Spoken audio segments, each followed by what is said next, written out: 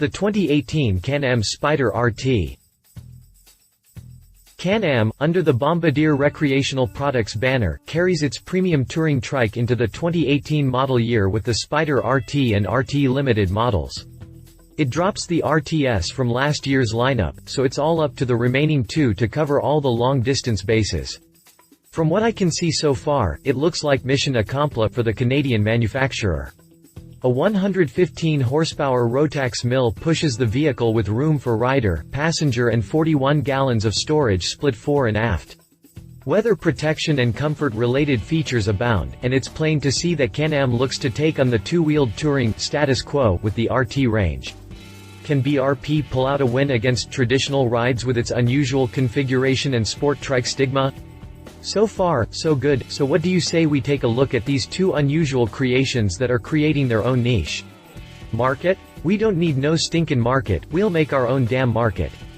Right guys? Continue reading for my review of the Can-Am Spyder RT and RT Limited. Design. Styling is a little chunky by most standards, but this isn't your standard dresser, now is it? Can-Am really does its own thing here. Though Delta trikes are emerging as the favored three-wheel configuration, most of the other funny backwards trikes run with a narrower footprint and use some sort of parallelogram action that allows the craft to lean and carve the corners much like a two-wheeler. BRP doesn't entertain such foolishness and instead sticks to a fixed front end with wide, automotive-style tires and a stable stance. The Roadster-style front wheels stick proud of the body with fenders that float independent of the rest of the painted parts, and like the Volkswagen Beetle, the Spyders carry a storage compartment up forward between the hoops. In fact, the entire front end is rather automobile-ish on the Limited with recessed light housings that extend well back away from the leading edge. Of course, that illusion is shattered as soon as the eye meets the upright section that boasts another pair of lights set in an almost motorcycle-style fairing that comes complete with a vented windshield to protect the rider's trunk and head from wind and weather. Inside the fairing, a 7.8-inch wide LCD instrument display gives the pilot all the critical metrics, and can also tie into an app on your smartphone for even more functionality through the magic that is internet connectivity. You can also pipe your tunes through the 6-speaker sound system that boasts enough power to be clearly heard over engine, wind, road noise. Personally, I like that feature because I don't always listen to Metallica, but when I do so does everyone around me. From the fuel tank back, this pair looks much like many of the two-wheeled full dressers on the market with a set of hard side panniers and a top case, all of which is molded into the rest of the body with matching paint. Yeah, it's a little chunky by most standards, but this isn't your standard dresser, now is it?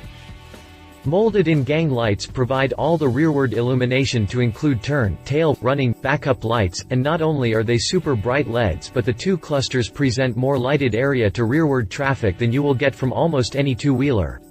Visibility equals safety, and so this pair seems pretty safe as they roll off the floor, but I gotta say I think a third brake light high on the top case would be a good hit. Oh well, there's always the aftermarket. Chassis.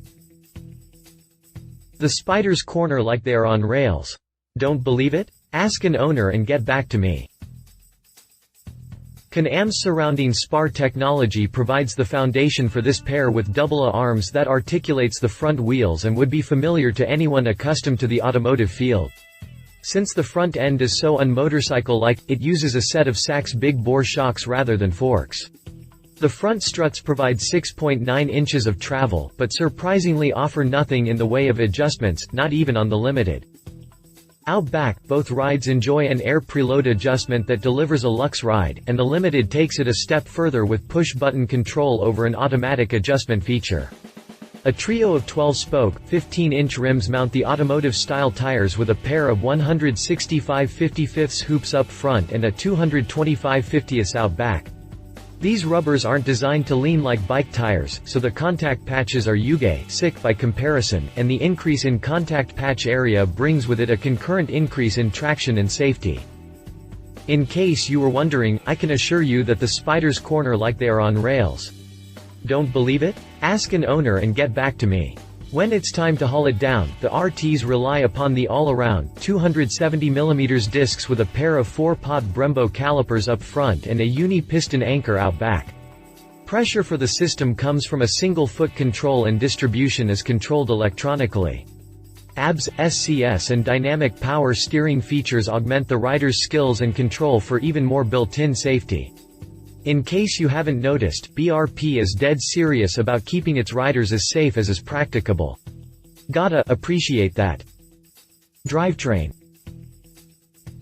It has enough oomph to get the job done, but considering the curb weight plus rider, it is pushing quite a bit of mass. Can-Am powers its Spyders with a Rotax 1330 Ace Triple. If you're familiar with personal watercraft and aircraft at all, you'll recognize this engine, in name at least. For the uninitiated, let me just say that junk engines don't last long in those fields, and the Rotax has been around for quite a while, something in the order of a half-century or so. Let that sink in. The liquid-cooled plant runs with RBW throttle control (TC) and cruise control. Electronic fuel injection feeds the beast, and it cranks out 96 pound-feet of torque at 5,000 revolutions per minute backed up by 115 ponies at 7,250.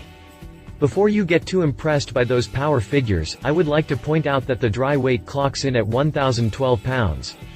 By the time you add fluids, rider, passenger and cargo, you will definitely be pushing 3/4 of a ton. Add a trailer and cargo and you might break the 2,000 pound mark. Don't get me wrong, it's got enough oomph to get the job done, but it isn't quite as powerful as you might imagine on paper. The RT comes with a choice between a semi-automatic and manual gearbox, but the Limited offers only the semi-automatic transmixer. Pricing. MSRP on the RT sees a boost from last year, but the Limited's price is slashed almost $2,000. You can score yourself an 18 Spyder RT for a base MSRP of $24,099 in pearl white. The RT Limited rolls for $29,299 MSRP in 4 color choices, each color comes in chrome or a dark trim package. As for the colors, maybe as a Harley fan I expect more from the paint department, I don't know, but you can pencil me in as not impressed with Can-Am's palette. I mean, at least they aren't cartoonish like some manufacturers, but by far the coolest looking Spyders I've seen have been ones with custom paint jobs. Just saying, guys. Competitors. There's a reason trikes were so niche for so long before the Delta trikes showed up on the scene.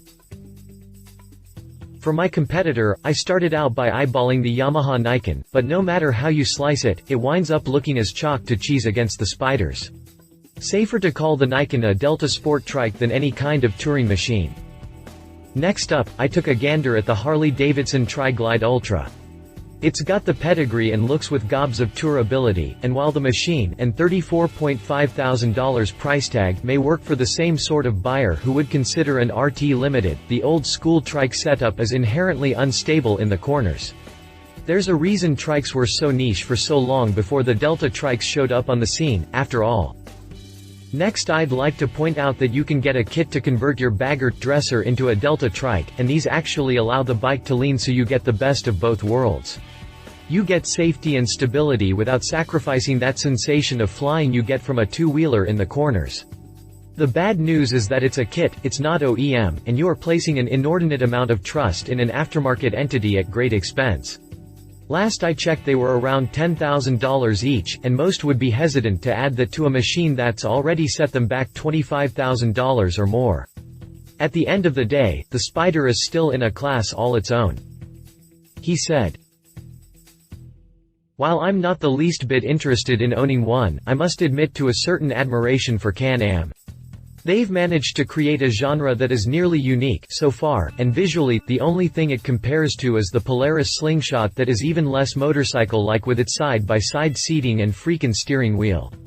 The RTs are definitely tour-tastic in their designs and capabilities, and I expect acceptance and sales to increase as more folks get used to the idea of riding one of those funny backwards trikes. She said. My wife and fellow motorcycle rider, Alan Hinton, says, your center of gravity is very different riding one of these. There is some lean involved on turns, but not like you would on two wheels. At first, it can be terrifying to ride, but once you get used to it, the ride is easy and comfortable. For touring, it's awesome.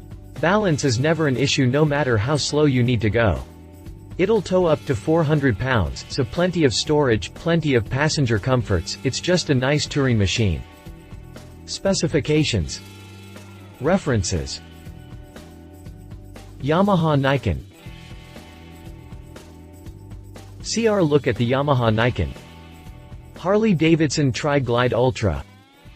CR review of the Harley-Davidson Tri-Glide Ultra. If you liked this video, please share your thoughts in the comments below and don't forget to hit the subscribe button.